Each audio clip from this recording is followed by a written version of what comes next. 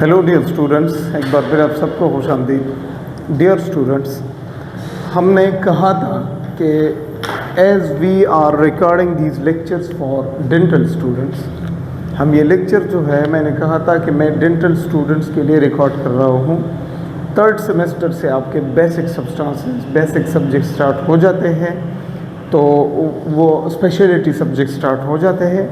तो उन speciality subjects के लिए, उनको जानने के लिए आपके पास थोड़ी सी एम्ब्रियोलॉजी की नॉलेज भी होना ज़रूरी है, आपके पास होना ज़रूरी है। किस तरह ओरल कैविटी डेवलप होती है, you have to know about that, right. तो हम डेवलप कर रहे हैं एम्ब्रियो में ओरल कैविटी को, वहाँ तक मैं जाऊँगा एम्ब्रियोलॉजी में, उससे आगे मैं नहीं जाऊँगा, क्योंकि हम फुल एम्ब्रियोलॉजी को कवर नहीं कर रहे। We are just focusing on the development of oral cavity, development of maxilla, development of mandible, development of dental arches, development of dental sockets, development of dental structures, development of teeth. इन चीज़ों के बारे में हम पढ़ेंगे oral histology में, तो उनको समझना ज़रूरी होता है। तो अगर हम उधर से स्टार्ट करें और आपके पास ये नॉलेज ना हो तो आप कंफ्यूज होगे, आप रट्टे मारोगे कि ये कहाँ से स्टार्ट हुआ, किस तरह, स्टोमोडियम क्या है, स्टोमोडियम किस तरह बनती है, स्टोमोडियम से ही आपका ओरल स्ट्रक्चर्स बनेंगे। तो क्या है स्टोमोडियम, तो आपको स्टोमोडियम तक पहुँचना है। From the first day of fertilization up to stomodeum you have to reach. तो जब आप स्टोमोडियम तक पहुँच जाओगे, इधर से फिर हम आपको कहेंगे कि स्टोमोडियम के अंदर ये चेंजेस हुई, ये चेंजेस हुए हो, फर्स्ट पेरेंजियल आर्च और सेकंड पेरेंजियल आर्च और थर्ड पेरेंजियल आर्च और पेरेंजियल पाउचेस और ये सारे पेरेंजियल पिट्स और इनके अंदर मसल्स। तो फॉर एग्जांपल मैं आपको कहता हूँ कि जो मसल्स ऑफ मैस्टिकेशन है ये कहाँ से बनती है, तो आपको पता होना चाहिए कि फर्स्ट पेरेंजियल पाउच से, फर्स्ट पेरेंजियल आर्च से बनती है। तो ये आपके पास नॉलेज होना चाहिए, राइट। तो बहुत फिर आपको समझना बहुत इजी हो जाता है इस चीज़ों को, अगर आपके पास ये नॉलेज हो। तो ये लेक्चर्स देख लें, ज़रूर देख लें। फ्रॉम द फर्स्ट डे मैंने मेंस्ट्रुअल साइकिल को भी डिस्कस किया, मैंने फर्टिलाइजेशन को डिस्कस किया, मैंने वो जो है ना इम्प्लांटेशन को डिस्कस किया, मैंने फर्स्ट वीक ऑफ डेवलपमेंट को डिस्कस किया, सेकंड वीक को डिस्कस किया, थर्ड वीक को डिस्कस किया। अब हम जाएंगे into the fourth week of development, और फोर्थ वीक में ही आपके फेरेंजियल आर्चेस डेवलप हो जाते हैं, और फिर फेरेंजियल आर्चेस से फिर हम मैंडिबल, मैक्सिला और ये ओरल कैविटी और ओरल स्ट्रक्चर्स को डेवलप करेंगे, राइट। तो जाते हैं। तो ये बातें मैंने इसलिए की ताकि आपको ये सब्जेक्ट बोरिंग न लगे कि सर क्या कर रहा है, डेंटल में कब जाएगा, डेंटल में कब जाएगा। डेंटल में हम नहीं जाएंगे जब तक हमारे पास बेसिक नॉलेज ना हो, तब नहीं जाएंगे। मेरा तो यही तरीका है, right. Third week of development को हमने क्लियर किया। थर्ड वीक ऑफ डेवलपमेंट में हमने गैस्ट्रुलेशन को पढ़ा, हमने न्यूरोलेशन को पढ़ा, डेवलपमेंट ऑफ सोमाइट्स को पढ़ा, and development of intraembryonic coelom पढ़ा, डेवलपमेंट ऑफ कार्डियोवास्कुलर सिस्टम तो हमने ज़्यादा नहीं पढ़ा, and development of chorionic capillaries of villi of placenta, ये हम पढ़ चुके थे। तो ये सारी चीज़ें, और सोमाइट से फिर क्या बनती है, सोमाइट्स कितने होते हैं, सोमाइट किस चीज़ से बनते हैं, और फिर इनसे क्या क्या बनते हैं, और उन चीज़ों से वो जो 3 सोमाइट्स होते हैं ना, मैंने कहा था ना 3, तो उनसे फिर क्या क्या स्ट्रक्चर्स, क्या क्या चीज़ें बनते हैं, वो मैंने पढ़ाया था आपको। ये वो this was third week of development. Now about fourth week of development, अगर थर्ड वीक क्लियर हो जाए और embryo fourth week of development में एंटर हो जाए, तो फिर फोर्थ वीक ऑफ डेवलपमेंट में क्या क्या होता है। This is fourth week of development. क्या क्या इवेंट्स हैं, formation of pharyngeal arches, formation of otic and lens placodes, and formation of limb buds. We are not considered with these, हम इनको डिस्कस नहीं करेंगे। हम यहाँ तक आएंगे, पेरेंजियल आर्चेस को डिस्कस करेंगे, और फिर पेरेंजियल आर्चेस से क्या क्या बनती है उनको डिस्कस करेंगे। तो हाउ दीज हैपन्स, सुन ले बात, what happens during fourth week of development. Fourth week of development में क्या क्या होता है। During fourth week embryo undergoes a dramatic change in the shape and size. Fourth week में जब एम्ब्रियो एंटर होती है तो एम्ब्रियो में कुछ चेंजेस, अचानक बड़े बड़े चेंजेस आते हैं, और वो चेंजेस उसके शेप और उसके साइज में होती है। किस तरह साइज में? Rapid growth and nearly tripling it's size. Tripling in size का मतलब है कि 4th वीक में एम्ब्रियो 3 गुना बढ़ता है, 3 गुना बढ़ता है, राइट। एंड शेप में क्या आ जाती है? It is converted from flat 2-dimensional trilaminar embryonic disc to 3-dimensional slender, a process called embryonic folding। तो 4th वीक में एम्ब्रियोनिक फोल्डिंग होती है, ये हम पढ़ेंगे। अदर इवेंट्स, सबसे अहम इवेंट 4th वीक में एम्ब्रियोनिक फोल्डिंग, सबसे अहम। And other events are formation of pharyngeal arches, formation of otic and lens placodes and formation of limb buds. तो हम इधर तक आएंगे। Let's make that 3rd week, उस 3rd वीक का जो एम्ब्रियो था वो बनाते हैं इधर, फिर हम उसको 4th वीक में ले जाएंगे, राइट। तो हमने पढ़ा था कि देयर इज, राइट, इस तरह this is our ectoderm, right. Ectoderm में इधर क्या था? अगर ये क्रेनियल एंड है, cranial end, right, this is caudal end, समझ आ रही है? तो इधर बेबी के पाँव होंगे, इधर हेड होगा। So this is what? This is prochordal plate और oropharyngeal membrane, and here is cloacal membrane, right. तो name them please. This is cloacal membrane, right? And what is this? This is oropharyngeal membrane. Oropharyngeal membrane. Easy है, inshallah. Oropharyngeal membrane. Then here is the primary node, primary pit, and then there was the, oh I'm sorry, इधर होता है, this is cloacal end, right? What is this? This is primary node, primary plate, and this is primary streak. समझ आ रही है? Primary streak हो गई इधर। फिर आपको मैंने बताया था कि there is formation of neural tube. Neural tube की फॉर्मेशन होती है, पढ़ा था हमने। फिर हमने पढ़ा था नोटोकॉर्ड, नोटोकॉर्ड को पहले पढ़ा था, फिर हमने न्यूरल ट्यूब को पढ़ा था कि वो फॉर्मेशन हो गई थी 3rd वीक ऑफ डेवलपमेंट में। तो इधर मैं न्यूरल ट्यूब को बना देता हूँ, राइट। कुछ इस तरह मैं रिप्रेजेंट करूँगा उसको, सिंपली मैं उसको ऐसे रिप्रेजेंट करूँगा। This is your neural tube, समझ आ गई। फिर उसके नीचे देयर इज नोटोकॉर्ड,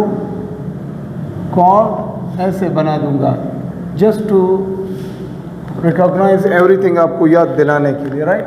एंड फिर इसके नीचे था there is endoderm. This is our endoderm, right, ऐसे, और दिस इज एंडोडर्म, राइट। और फिर इसके साथ साथ there was the mesodermal tissue, थी ना, मेसोडर्मल टिश्यू थी इधर। आपको पता है मेसोडर्मल, इसी मेसोडर्म और इसी मेसोडर्म से तो ये चीज़ें बनती है, राइट। ओके, तो ये जो न्यूरल ट्यूब है इसको मैं नाम दे दूँ इधर, दिस इज न्यूरल ट्यूब। अब अगर हम इस डायग्राम को इधर कट करें और लेटरल व्यू बना दें तो फिर मैं, दिस इज नोटोकॉर्ड, मैं दिखा दूंगा आपको, दिस इज नोटोकॉर्ड। और नोटोकॉर्ड से क्या क्या बनती है, न्यूरल ट्यूब से क्या क्या बनती है, ये मैंने आपको बताया भी है और आप लोगों को पता भी है, राइट, कि इनसे क्या क्या स्ट्रक्चर्स बनते हैं। Look at this structure from the lateral view, from the interior view. अगर हम इधर सेक्शन ले लें और इसको ऐसे करें, so what will you see, आपको दिखाई देगा ये, what is this is ectoderm, ये वाला। Then there is, here is the mesodermal tissue, right? Then there is the black one, that is the neural tube. Then उसके नीचे there is notochord, right? और इसके इर्द गिर्द आपको पता है there is the mesoderm mesoderm, और आपको पता है कि मेसोडर्म फिर आपको मैंने बताया था कि ये इसके 3 प्लेट्स बन जाते हैं, the lateral, the intermediate, right, intermediate, और सबसे ये जिसमें सोमाइट्स डेवलप होती थी, याद है आपको, ये सारी चीज़ें मैंने आपको बताए थे। This is the intermediate and this is the lateral mesodermal plate, और उसमें इंट्रा एम्ब्रियोनिक सीलोम की फॉर्मेशन होती थी, वो सब चीज़ें हमने पढ़े थे, याद है? Yes, and then here is your endoderm, ऐसे है, दिस इज़ एंडोडर्म, समझ आ गई आपको? इस तरह, राइट, एंड इसके ऊपर there was the amniotic cavity, और इसके नीचे देयर इज यॉक सैक, इस तरह से यॉक सैक, ये structure, this is yolk sac, this is embryonic cavity, embryonic या एमनियोटिक, सॉरी, एमनियोटिक सैक या कैविटी अदर यॉक सैक, समझ आ गई? अब इधर है, इधर और इधर। अब क्या होता है, व्हाट विल हैपन दैट ये जो एम्ब्रियो है, डेवलपिंग एम्ब्रियो है, इसकी लेंथ भी बढ़ती है और वेट भी बढ़ती है, और ये फोल्ड कर जाती है। 4th वीक ऑफ डेवलपमेंट में इट विल फोल्ड। अब फोल्डिंग किस तरह होगी? फोल्डिंग लेटरल साइड से भी होगी, लेटरल फोल्डिंग, और फोल्डिंग क्रेनियल और कॉडल भी होगी। तो इस तरह भी होगी और ऐसे हो जाएगी। Look at this. अच्छा, मैं थोड़ा सा ये उठा दूँ ऐसे, राइट, ये अब एम्ब्रियो, राइट, इसकी फोल्डिंग ऐसे भी होगी, ऐसे। सो ये क्रेनियल एंड और ये काउडल एंड, राइट। तो क्रेनियो काउडल फोल्डिंग इस तरह, और साइड से भी होगी ऐसे और ऐसे, समझ आ गई? तो क्रेनियल काउडल फोल्डिंग भी होगी और लैटरल फोल्डिंग भी होगी। तो 3 डायमेंशनल स्ट्रक्चर में चला जाएगा। हमने कहा था 2 डायमेंशनल स्ट्रक्चर से चला जाएगा 3 डायमेंशनल स्ट्रक्चर में। तो जो फोल्डेड एम्ब्रियो होगी तो वो किस तरह नज़र आएगी? नाउ लुक केयरफुली, किस तरह ये नज़र आएगी? ऐसे होगी। अब सुन ले, एक बात मैं आपको और बता दूं, ये जो एक्टोडर्म है ये सबके ऊपर आ जाए, सबके ऊपर, और फिर क्या होगी? फिर क्या होगी? मेसोडर्म, और सबसे अंदर क्या होगी? एंडोडर्म। तो इस तरह फोल्ड हो जाएगी। सुन ले गौर से, ऐसे हो जाएगी, राइट, ऐसे हो गई। और ये जो कैविटी है, ये कैविटी ये इस तरह फोल्ड हो जाएगी, तो ये कैविटी बाहर निकल जाएगी। It will be like this,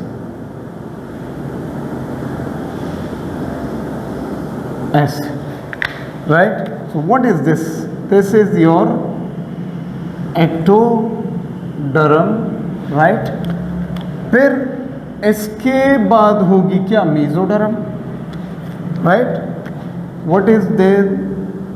ये इधर क्या है? मेसोडर्म। तो इस तरह मेसोडर्म होगी, समझ आ रही है आपको?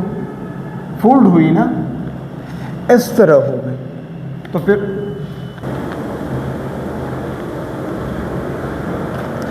और फिर सबके अंदर जाएगी एंडोडर्म। तो एंडोडर्म भी इस तरह हो जाएगी, ऐसे, इस तरह से, समझ आ गई आपको? तो सारी चीज़ें 3 लेयर्स और 3 ट्यूब्स में डिवाइड हुई, ट्यूब्स में, सिलेंडर्स में, राइट। क्या कहते हैं उसको? सिलेंडर्स। अब मैं आपको बताते हैं, लोग 3 dimensional cylinder process and the process is called folding. तो फिर आपको बता दूं मैं, फिर आपको बता दूं, प्लीज़ इस बात पर फोकस करें कि अगर इधर कुछ है, अगर ये एक्टोडर्म है और इधर कुछ है, तो जब ये फोल्ड कर जाएगी इस तरह, तो वो उसके अंदर चली गई ना, इस तरह इसके अंदर चली जाएगी, और एक्टोडर्म सबके बाहर होगी। तो इसी तरह ये जो एक्टोडर्म है, इसने ऐसे भी फोल्ड किया और ऐसे भी फोल्ड किया। तो जब ऐसे फोल्ड करेगी तो किस तरह, ये तो मैं क्रेनियो काउडल एंड में फोल्ड किया, इसको अगर लेटरली फोल्ड करें तो लेटरली फोल्डिंग इस तरह हो जाएगी, लुक ऐसे हो जाएगी, समझ आएगी लेटरल फोल्डिंग। और ये एमनियोटिक कैविटी जो है ये इसके इर्द गिर्द चली जाएगी, एमनियोटिक कैविटी ऐसे आएगी तो सबको अपने लपेट में ले लेगी and this will be your yolk sac. ये स्ट्रक्चर इधर, ये तो लॉन्गिट्यूडनल है और ये ट्रांसवर्स है, तो इस तरह चली गई।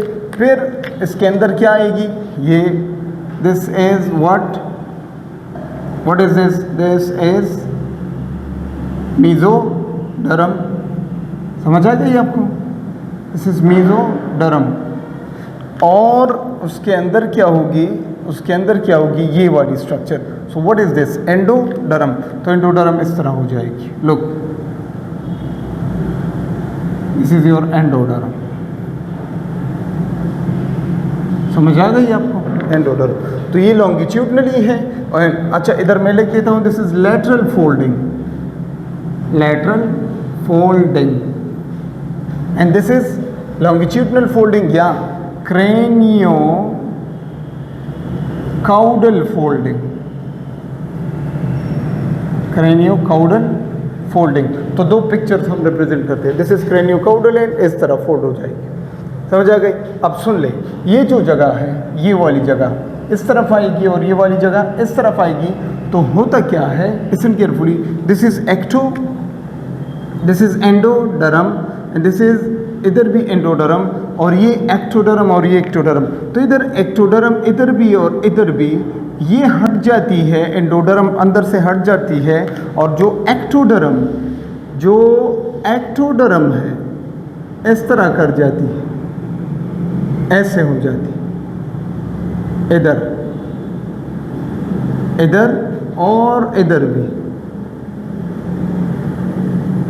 ऐसे हो जाती है, राइट। और ये जो एंडोडर्म है ये आकर इसके साथ इस तरह मिल जाएगी ऐसे, राइट, इधर भी इस तरह इसके साथ मिल जाएगी, राइट। तो इसके दरमियान जहाँ पर कौन था, सर बोले, आप खुद बोले, जहाँ पर ये ऐसे और ये जगह ऐसे इस तरह, तो जहाँ पर ये क्लोइकल मेम्ब्रेन और ओरोफेरिंजियल मेम्ब्रेन था, तो इधर ये प्रेस होते हैं। अगर मैं इस डायग्राम को इधर ही आपको बना दूं तो ये इस तरह होते हैं, लुक केयरफुली ऐसे।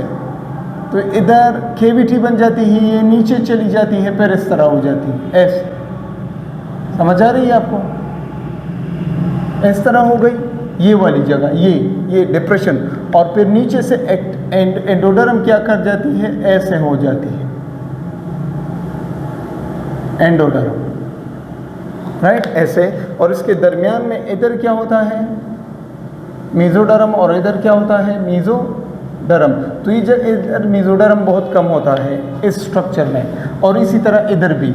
लेकिन जब ये फोल्ड होती है, तो जब फोल्ड होती है तो ये एक दूसरे के करीब आते हैं, और इस पॉइंट पर मेसोडर्म नहीं होती, एक्टोडर्म और एंडोडर्म दोनों एक दूसरे के साथ इधर और इधर अटैच होते हैं। So this is which end, this is cloacal end, cloacal end, right, and this is pharyngeal end, pharyngeal end हो जाती है, समझ आ गई। अब ये बात हो गई। देन आपको ये भी पता है कि एक्टोडर्म के करीब there is formation of what, there is इस तरह इधर आपकी न्यूरल ट्यूब भी तो होती है ना,